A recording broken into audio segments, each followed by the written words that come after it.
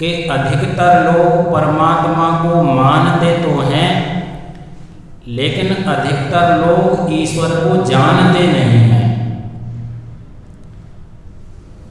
और मानने और जानने में अंतर तो आपको पता ही है। कहते हैं कि जैसे किसी व्यक्ति से कहो कि आप ईश्वर को मानते हो या आप आत्मा को मानते हो, तो वह व्यक्ति कहता है हाँ मानता हूँ, ईश्वर है, हाँ मानता हूँ, आत्मा है। लेकिन दूसरा प्रश्न उस व्यक्ति से कर दिया जाए कि अच्छा तुम ईश्वर और आत्मा को मानते हो, तो बताओ ईश्वर कैसा है, आत्मा कैसा है, ईश्वर क्या क्या करता है और क्या नहीं करता है, और आत्मा का सामर्थ्य क्या है और क्या नहीं है। तब वह व्यक्ति कहता है यह मैं नहीं जानता या इतना मैं नहीं जानता। तो आपको फर्क पता चल गया कि एक मानना और दूसरा जानना, इन दोनों बातों में बहुत ज़्यादा अंतर है। या ऐसे समझ लीजिए, किसी व्यक्ति को गाड़ी चलानी आती है और एक व्यक्ति गाड़ी चलाते हुए को देखता है। जो देख रहा है कि दूसरा व्यक्ति गाड़ी चला रहा है, उसे देख करके खुशी हो रही है कि ये तो कितनी अच्छी गाड़ी चलाता है, ऐसे मैं भी गाड़ी चलाना सीख जाऊं। तो वो केवल देखता है लेकिन जानता नहीं है। तो इसके आधार पर वो मानता है कि गाड़ी चलाई जा सकती है, गाड़ी चलाना सीखा जा सकता है, लेकिन स्वयं वो नहीं जानता है। ऐसे ही जो लोग ईश्वर को मानते हैं लेकिन जानते नहीं हैं, वह इसलिए मानते हैं कि वो दूसरों को देखते हैं कि कोई ईश्वर की भक्ति कर रहा है और आनंद को प्राप्त कर रहा है, इसलिए वो मानता है कि ईश्वर है।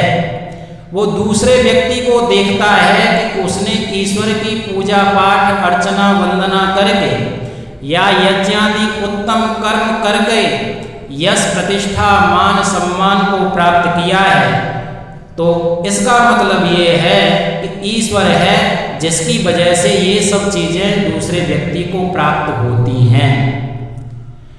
तो एक मानना और दूसरा जानना। तो मानते तो हम सब हैं, अब हमें क्या करना है, स्वयं जानने का प्रयास करना है। दूसरों को केवल गाड़ी चलाते हुए नहीं देखना है, स्वयं भी गाड़ी चलाना सीखना है।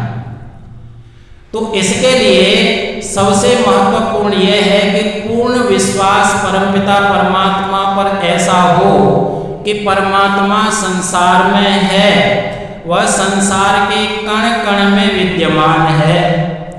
और कैसे विद्यमान है? आप जब उपनिषद पढ़ते हैं तो वहां पर एक प्रसंग आता है, श्वेत केतु अपने पिता से कहता है कि मुझे कुछ ईश्वर के बारे में बताइए, आत्मा के बारे में बताइए।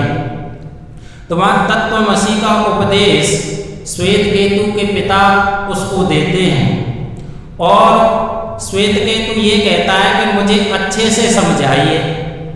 तो उसके पिता कहते हैं, हे पुत्र, एक कटोरा में पानी भर के लाओ, एक पात्र में पानी भर के लाओ।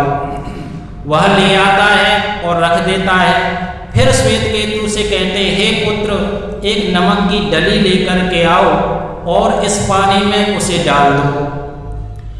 उसने ऐसा ही किया और नमक की डली को उसमें डाल दिया। फिर कुछ समय बाद श्वेत केतु से उसके पिता कहते हैं, पुत्र देखो वो नमक पानी में है क्या? तो श्वेत केतु कहता है कि अब तो पानी में नहीं है। तो उसके पिता कहते हैं, कहाँ गया?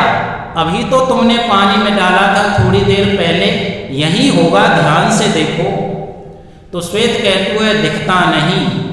तो फिर उसके पिता कहते हैं, पुत्र ऐसा करो, इस जल का ऊपर से कुछ आचमन करो। तो वह आचमन करता है। फिर पूछते हैं उसके पिता कैसा लगा? तो श्वेतकेतु कहता है नमक है इसमें। तो कहते हैं नमक है। फिर कहते हैं तो अच्छा, इस जल का बीच में से आचमन करो। तो फिर वो चम्मच को और नीचे करता है, फिर उस जल का आचमन करता है। फिर पूछते हैं कैसा लगा? तो वो कहता है कि नमक है इसमें। फिर कहते हैं अब पूरा नीचे से आचमन करो। फिर वो पूरा नीचे तक चम्मच को ले जाता है और फिर वहाँ से उस जल का आचमन करता है। तो फिर कहता है इसमें नमक है। तो उसके पिता कहते हैं हे पुत्र, जैसे इस जल के कण कण में नमक हो गया है, नमक घुल गया है और दिखता नहीं है, वैसे ही यह जो संसार है इसमें परमपिता परमात्मा मिला हुआ है, घुला हुआ है, लेकिन वो दिखता नहीं। जैसे इंद्रियों के पर्दे को हटाकर आत्मा का दर्शन होता है, वैसे ही इस प्रकृति के पर्दे को हटा करके उस ईश्वर का दर्शन होता है। कितनी गहरी बात कही है। जैसे इंद्रियों के पर्दे को हटाने से आत्मा का दर्शन होता है, वैसे ही इस प्रकृति के पर्दे को हटाने से ईश्वर का दर्शन होता है। क्योंकि यहाँ इस प्रकृति में आप जो कुछ देखते हैं